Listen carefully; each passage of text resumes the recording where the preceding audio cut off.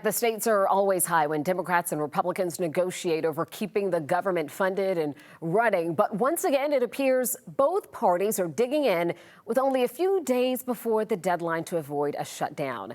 Zach Merchant, co-anchor of the Georgia Vote, joining us now. So, Zach, a potential government shutdown here affects more than just Washington, D.C. It affects everybody all across the country, and that, of course, includes people right here in Georgia.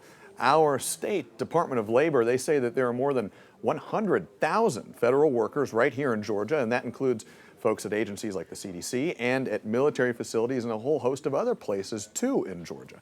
If Congress does not approve a new funding plan by midnight on Tuesday night, September 30th, many of those employees would be out of work at least until Democrats and Republicans can get together and agree on a new funding deal.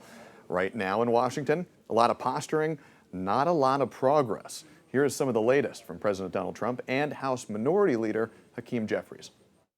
Well, this is all caused by the Democrats. They asked us to do something that's totally unreasonable. They never change. They want to give money away to illegals. The country has been lectured all year about how Republicans are in charge. If the government shuts down, it will shut down because Donald Trump and Republicans in the House and the Senate have made that decision. So how did we get here, and what is the reason for this current funding standoff? Republicans, they recently floated a plan to keep the government funded at current levels until November 21st.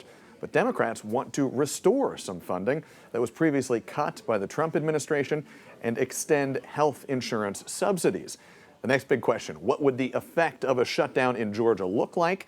Well, civilian employees and contractors across the government, they would likely be furloughed. Access to national parks could be limited, and it may take much longer to get passports or to talk to the IRS. There is more news here. According to NBC News, the Trump administration is now threatening to fire federal employees if a deal to fund the government is not reached by this deadline.